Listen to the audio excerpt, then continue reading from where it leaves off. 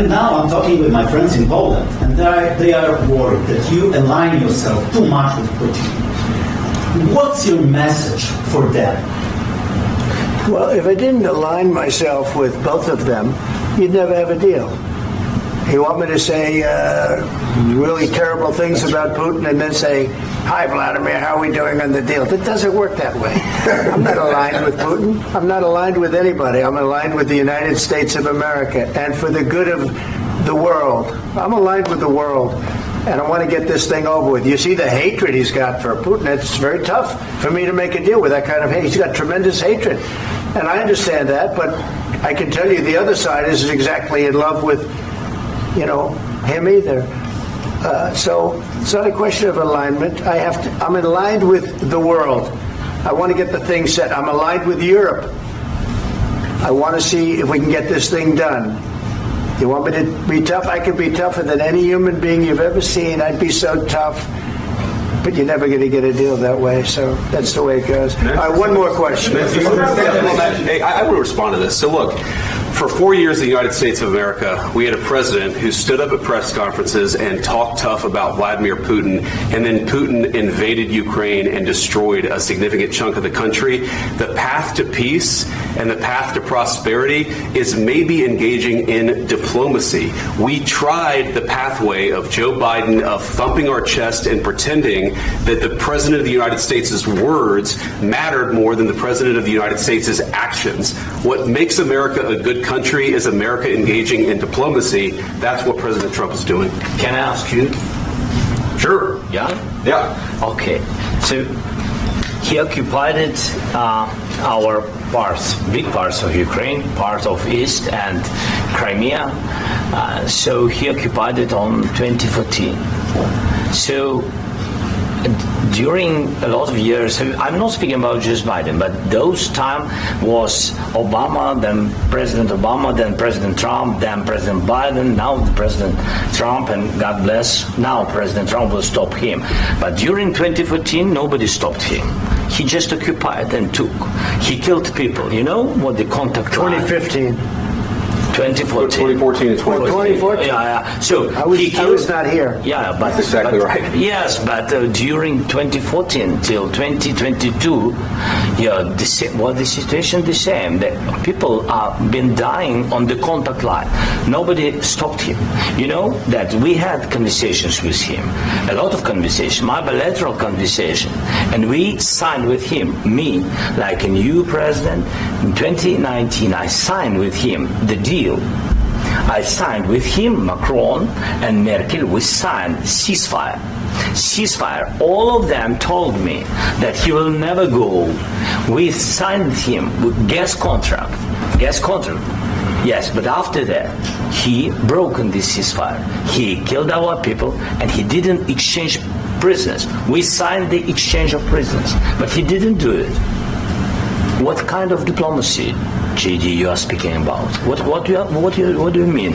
I'm talking about the kind of diplomacy that's going to end the destruction of your country. Yes, but if you Mr. President, with respect, I think it's disrespectful for you to come into the Oval Office and try to litigate this in front of the American media. Right now, you guys are going around and forcing conscripts to the front lines because you have manpower problems. You should be thanking the president for trying to bring an end to this conflict. Have you ever been to Ukraine that you say what problems we have?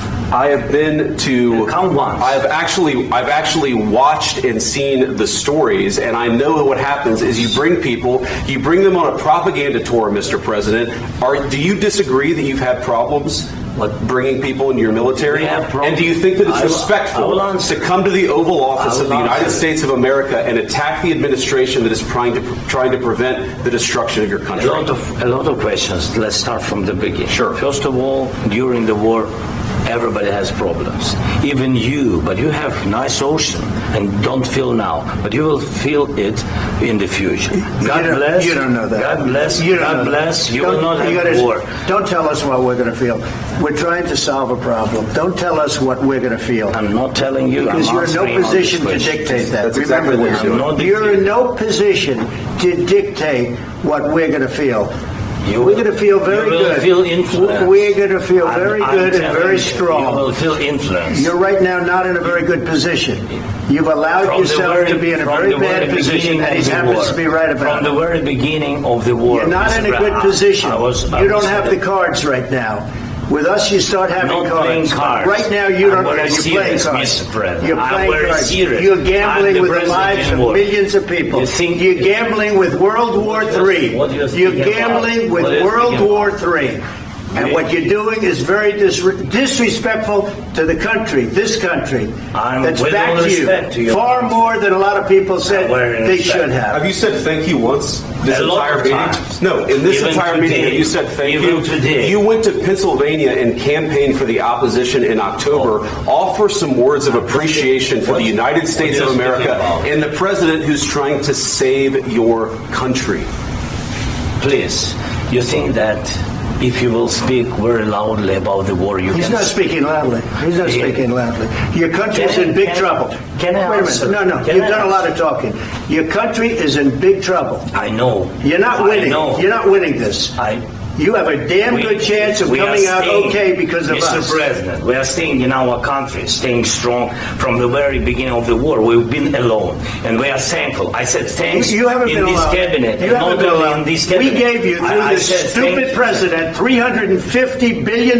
You voted we gave for you your military president. equipment, You and your voted men for are your brave, president. but they had to use our military. What about West? If you didn't have You our invited military me- equipment, you invited if me you to didn't speak- have our military equipment, this war would have been over in 2 weeks. In 3 okay? days, I heard it from Putin. In 3 days, this is something Maybe new. less. In 2 weeks, of course, yes. It's going to be a very hard thing to do business like this. I Again, tell you. just say thank you. I said a lot of Except times that thank there- you except to that- American people. Except that there are disagreements, and let's go litigate those disagreements rather than trying to fight it out in the American media when you're wrong.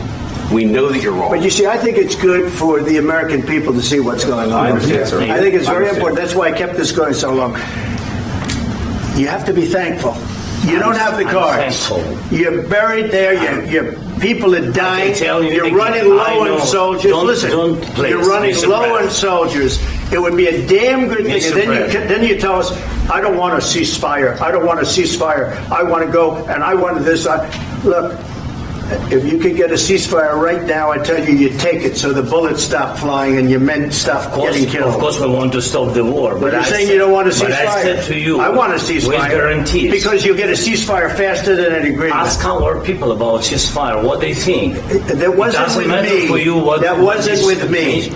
It That was wasn't with with you. a guy named Biden, who was not a smart person. This That is was your, with, this that was is with your Obama. president. It was your president. Excuse me. That was with Obama, who gave you sheets, and I gave you javelins. Yes. I gave you the javelins to take out all those tanks.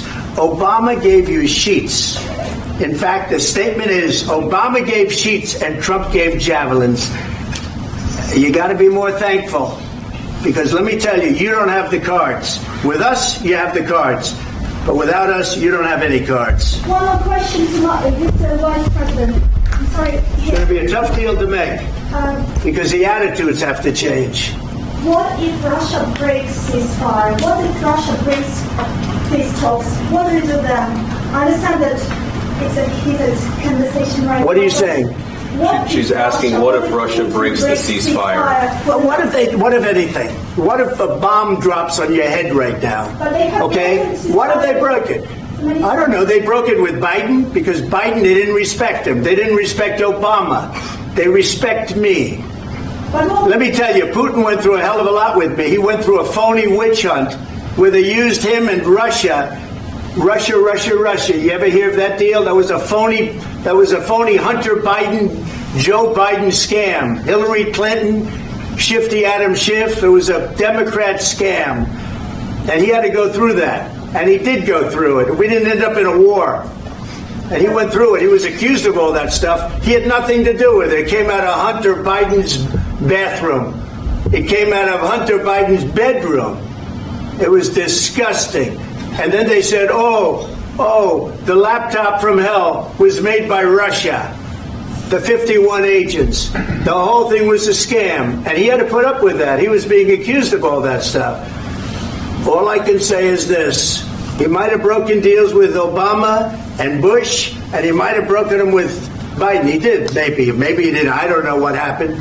But he didn't break them with me. He wants to make a deal. I don't know if you can make a deal.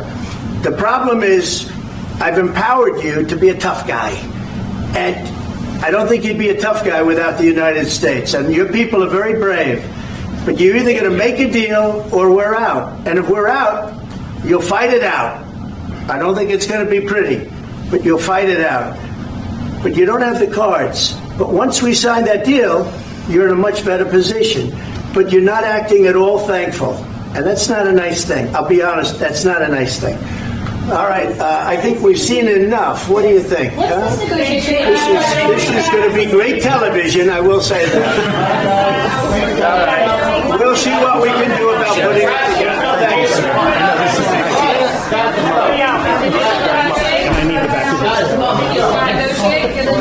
We'll see. I don't know.